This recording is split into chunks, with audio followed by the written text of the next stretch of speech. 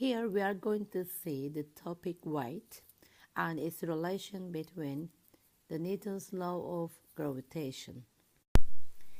In definition, weight is the force of gravity with which an object of mass m was attracted to the earth.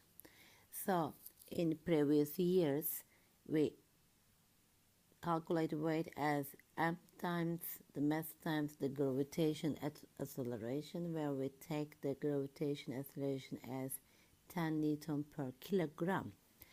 And we say that, let's say we have a cow with a mass of 1000 kilogram. So the weight of cow is equal from m times g. The mass of it is 1000, and we take the g, the gravitational acceleration of the earth, as 10, and set that the weight of the cow is 10,000 Newton. This is the weight, and this is the force that the earth applies on the cow, attract it towards its center. Now in this unit, a second equation has been introduced for calculating the force of gravity with which an object is attracted to the earth. Now I have a cow here with a mass of, let's say, m. Of course, the cow is here. And I have the earth with a mass of e, and this is the center of the earth, and the distance between the cow and the center of earth is the radius of earth. So, from Newton's law of gravitation, I know that the force is equal to g and 1 times m2 over the distance squared. So now let's apply it. So I have m1, the mass of cow. I have the second mass, the mass of earth, over the distance between them is the radius of the earth. And we said that this is the force of gravity, which we call weight. And we calculate weight from the formula m times g. So from this equation, when the masses are cancelled, you see that the gravitational acceleration of the earth is equal to gravitation constant times the mass of earth over the square of radius of the earth. So if we take the mass of earth is known, the radius of earth is approximately known.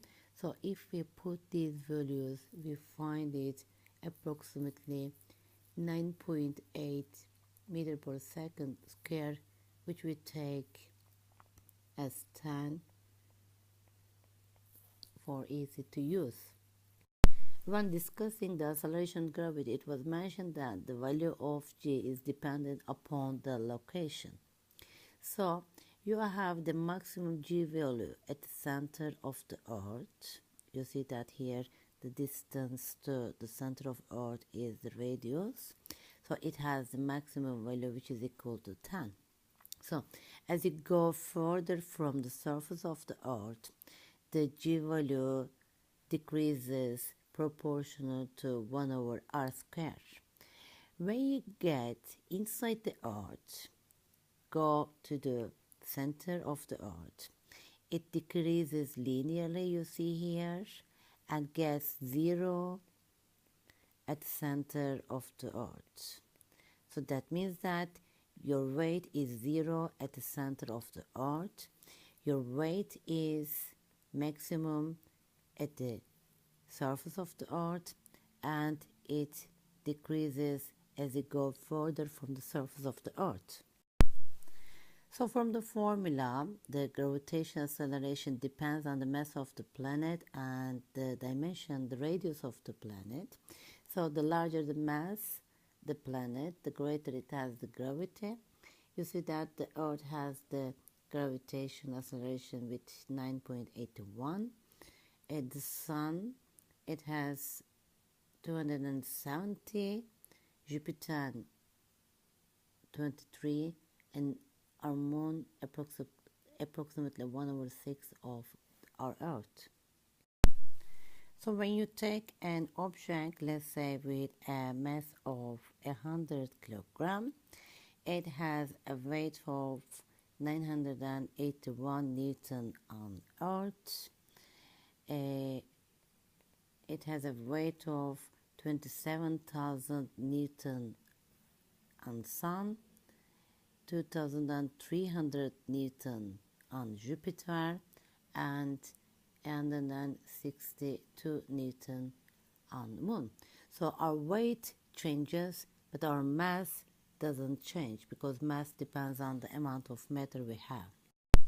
Now let's do an example. Compute the gravity for the surface of a planet whose radius is twice that of Earth and mass is 3 times of Earth.